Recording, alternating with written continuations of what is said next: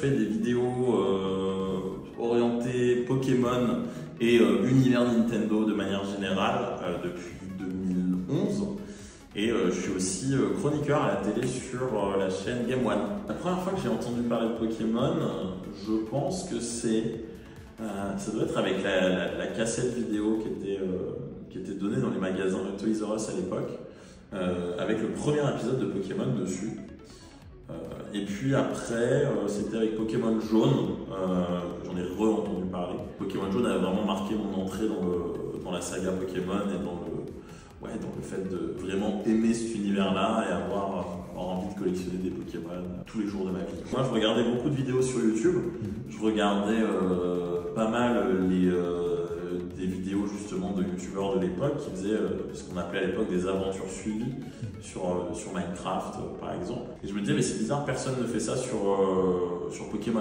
En tout cas ça se faisait en Allemagne, ça se faisait aux États-Unis, mais ça se faisait pas forcément en France. Et je me suis dit bah vas-y, moi je vais faire mes aventures suivies sur Pokémon. J'ai commencé à partager mes premières vidéos et puis ça a pris.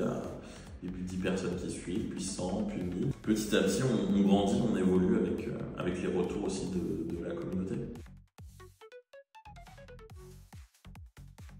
Pokémon Go, ça a été vraiment une tempête, sur YouTube, et qui a totalement remodelé la manière dont je faisais mon contenu. À l'époque, j'étais vraiment dans cette dynamique de let's play, où j'étais dans ma chambre, je jouais à un jeu vidéo, et d'un seul coup, on se retrouve avec une nécessité de devoir déjà sortir dehors et il fallait pouvoir se filmer et en même temps enregistrer son téléphone. En termes de contenu, c'était un truc qui n'était pas vraiment facile à faire parce que c'était en dehors des codes de ce qui se faisait sur YouTube. Et ça demandait beaucoup plus de temps de montage. La question s'est beaucoup posée de comment optimiser aussi ce temps. Parce que du temps, j'en avais moins vu que je sortais dehors puisqu'il fallait se rendre à tel parc, revenir. Il y avait plein de trucs comme ça qui forçaient à faire évoluer le contenu. Ça va être ma 5e année là, sur Game One. C'était juste avant le Covid, si je dis pas de bêtises, que j'avais été recruté. Ça se passe très bien. Moi, la télé, c'est un truc qui m'a toujours fait vibrer depuis que je suis gosse. J'avais envie d'avoir un pied dedans et de tester ça. Et le fait est que j'adore cet exercice d'être en plateau avec d'autres gens, de débattre, d'échanger sur des sujets et animer des choses. Moi, je trouve ça très cool.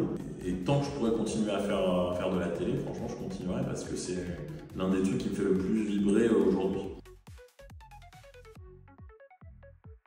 La pause en 2024, c'était d'un point de vue personnel déjà pour pas faire un burn-out. On produit du contenu sans forcément se poser la question de pourquoi, comment, à quel rythme, etc. Et au bout d'un moment, on se retrouve sous une montagne de contenu à produire et puis là la bulle explose. C'était un youtubeur, je ne sais plus lequel, mais quand il accueille d'autres youtubeurs, quand il rencontre d'autres youtubeurs, il leur dit est-ce que tu as déjà fait ton burn-out ou pas encore? Genre c'est un peu un passage obligatoire. Et donc moi pour éviter ce burn-out qui était en train de pointer le bout de son nez, j'ai dit bon ok, je stoppe, j'arrête parce que là je suis plus créatif, j'y arrive plus, etc.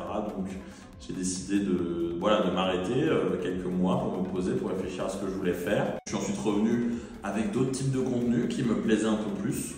Pour l'époque en tout cas où on produisait énormément de vidéos, moi c'était du 1, 2, 3 vidéos par jour parfois qui étaient postées. C'était l'époque où je faisais du let's play, après il y a eu l'époque Pokémon Go où c'était une vidéo par jour. Là en ce moment il y a le nouveau jeu Pokémon qui va sortir, Pokémon Legend Zelda, où là pour le moment jusqu'à la sortie je poste une vidéo par jour d'actualité sur le jeu et puis à partir de la sortie du jeu je posterai une vidéo par jour de mon let's play sur le jeu. Après faire le montage, à l'époque où je postais 2-3 vidéos par jour, on avait cette chance sur YouTube, les gens n'étaient pas très regardants en termes de montage. Maintenant, à l'ère de TikTok, à l'ère des notifications, le fait que les gens regardent sur mobile, c'est un peu plus demandeur en termes de montage.